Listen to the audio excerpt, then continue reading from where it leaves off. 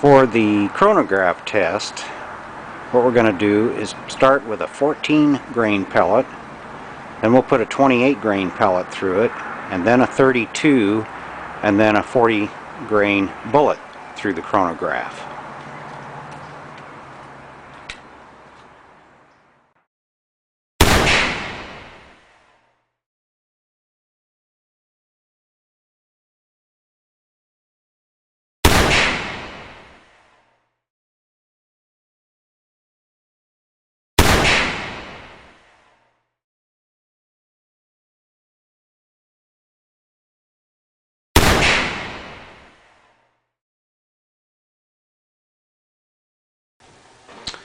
We started with the 14 grain Beeman, which is like this pellet right here, and we see that it developed 795.1 feet per second and 20 foot-pounds of energy, or 27 joules, and it produced a 24 millimeter group.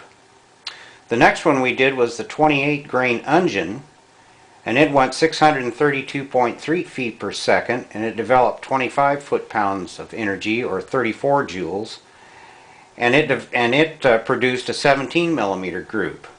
Then we went to the 32 grain Sam Yang, or Ungen, and it went 624.4 feet per second, developed 28 foot-pounds of energy, or 38 joules, and it produced a 13 millimeter group.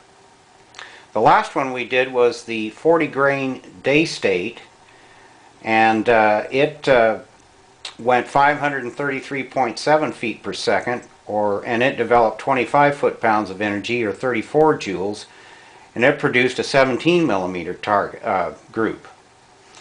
And we saw that all four of these pellets went through the target of 3/4 of an inch piece of pine at 30 feet.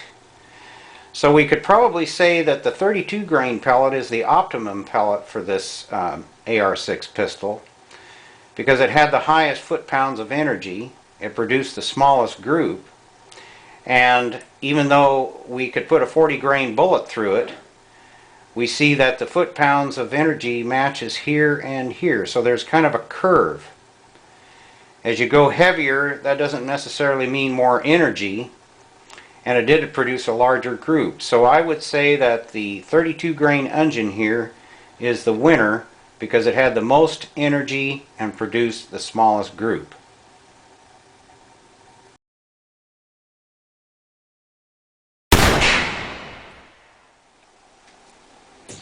Well, I don't know about you, but I'm pretty impressed with this AR6 pistol. Power and performance in a small package. Do yourself a favor. Stop by my website, topairgun.com, and make my day.